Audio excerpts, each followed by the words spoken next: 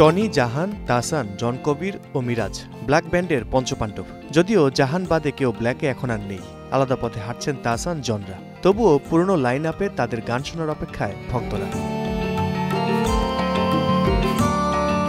ভক্তদের সেই আক্ষেপ মেটাতে 2 দশক পর পুরনো লাইন আপে আসছে ব্ল্যাক।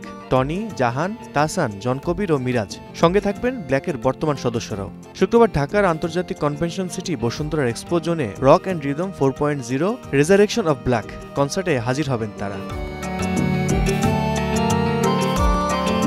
কনসার্ট প্রচার উপলক্ষে ব্ল্যাকের পুরনো লাইন আপ নিয়ে ফটোশুট করা হয়েছে। মূলত 2003 সালের একটি ছবিকে রিক্রিয়েট করেছে বলে জানা গেছে। পুরনো ছবিটি গীতিকার ইমন জুবারের বাসায় তোলা ছিল। 35 মিলিমিটার ক্যামেরায় সাদা কালো ছবিটি ধারণ করেছিলেন আলোকচিত্রী খাদেমুল ইনসান। 1, 2, 3 ঢাকায় জমি জিতে নিন 100% ক্যাশব্যাক সহ 20 কোটি টাকার পুরস্কার। 21 বছর পর সেই ছবিটিও তুলেছেন খাদেমুল ইনসান।